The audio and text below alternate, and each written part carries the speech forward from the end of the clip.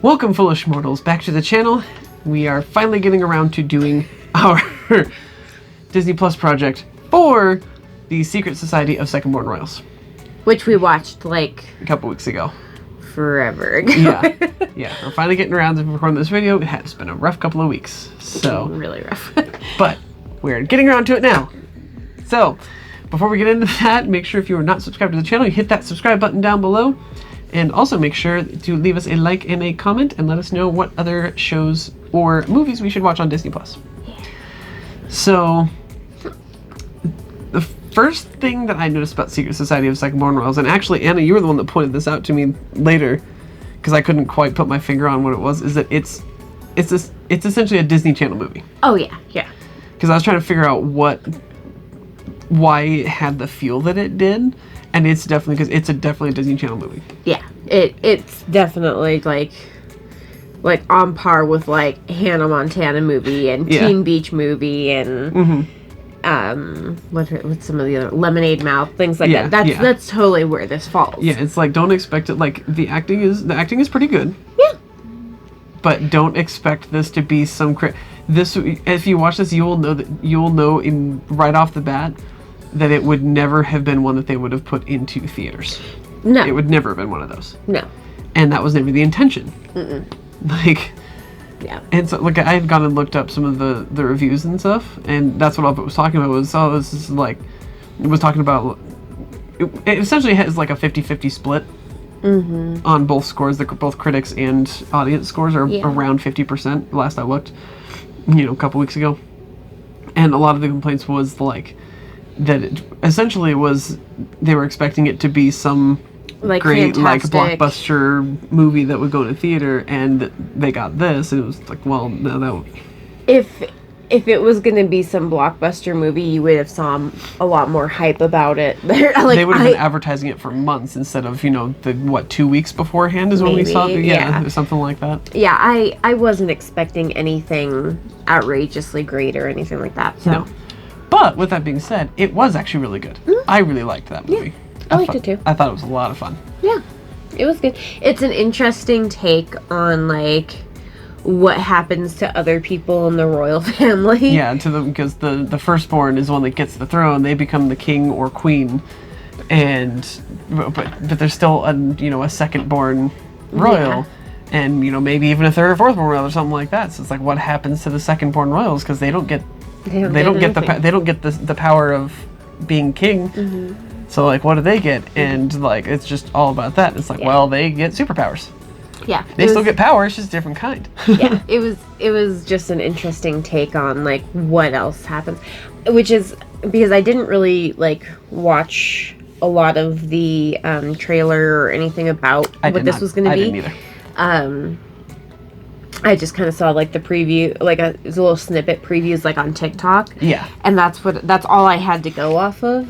So then, I was expecting something a little bit different. Yeah. But I thought it was still really good. Yeah. I was expecting more of like, I wasn't expecting the superpowers. I was expecting more of like a secret ninja. More of like a Kingsman type thing. Yeah, that's more where I thought Kingsman, it was. James Bond, yeah.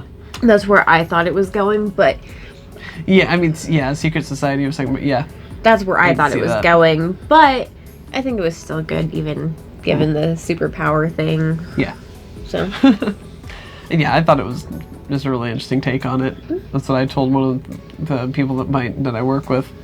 And I was talking to them about it. It was like, it's just a really interesting take on what happens with the second-born royals. Like, they get superpowers, and so now they have to secretly protect the country with their superpowers and also have to keep it a secret from the firstborn, from their sibling, and like it just, I don't know, it made for a really interesting movie. Yeah, it was good.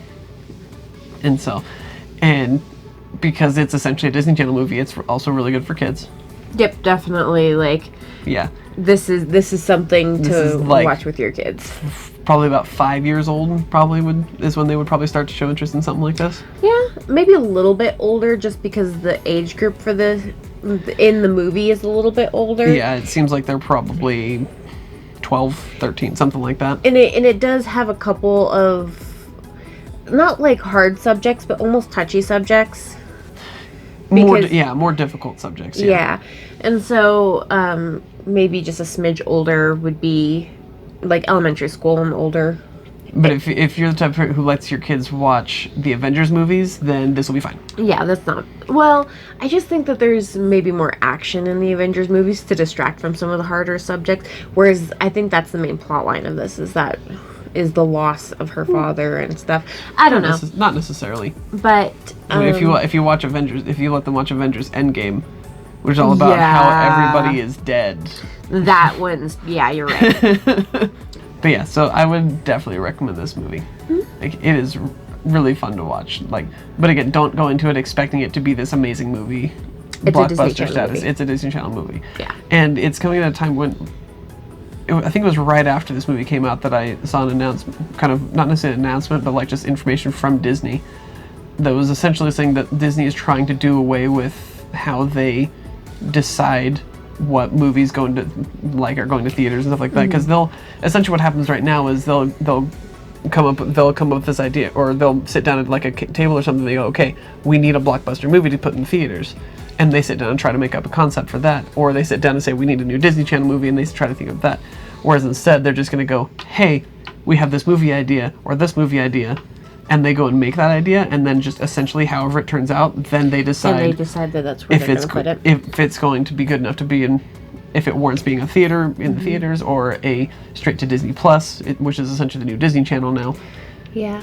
Or, whether it's a good idea for better idea for like a TV show. See, which is funny, because what if they put that money into it and then they like decide, well, it was total crap and we throw it out the window. Like, I don't know, interesting choice for them to do, like to gear it that way, but whatever.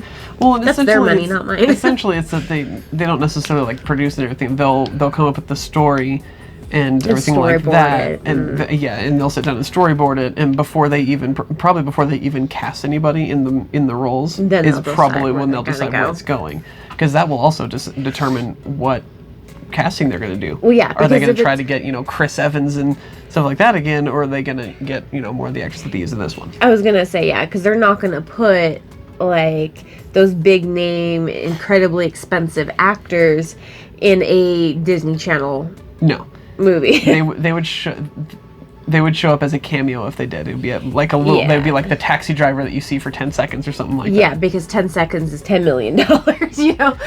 Exactly, but. So yeah, that's just kind of it, and I can see where that would be good for them to do it that way. Yeah. Because then they don't have to go, okay, well, like they did with Mulan and are doing with Soul. Well, the Soul is kind of a experiment anyway to see how it does. Yeah. But like, just I think it'll give them a lot of leeway to be able to make better decisions instead of putting what people would consider hot garbage in the theater. Because a lot of people see Disney Channel movies as hot garbage, and they're really not, but because it gets put on the Disney Channel, and so that's kind of how a lot of people are seeing the straight to Disney Plus movies. Even if it was Mulan and Soul, they're seeing that as essentially, oh, well, they don't have faith in this movie, so they're just throwing it on a Disney Plus, and they're trying to get away from that and let people see, no, these will actually be good movies or shows. We're just putting them onto here because it's going to be more easily accessible for you guys. Like, so I don't know. But yeah, so we definitely recommend. I would say you recommend this movie too. I'd watch it again. Yeah. Yeah, I definitely would watch it again. It was a lot of fun. Yeah. So, all right, that is it for Secret Society of Second Born Royals. Next week we will be doing Gordon Ramsay Uncharted. Yeah. Is what we're watching next week, so that'll be fun. I'm so excited. I've been I'm pretty watching excited for that TikToks. too. All of Gordon Ramsay's TikToks, yeah. So that is what we'll have next week. But thank you all for joining us this week, and we hope to see you again next week. But until then, don't forget to thank the Phoenicians.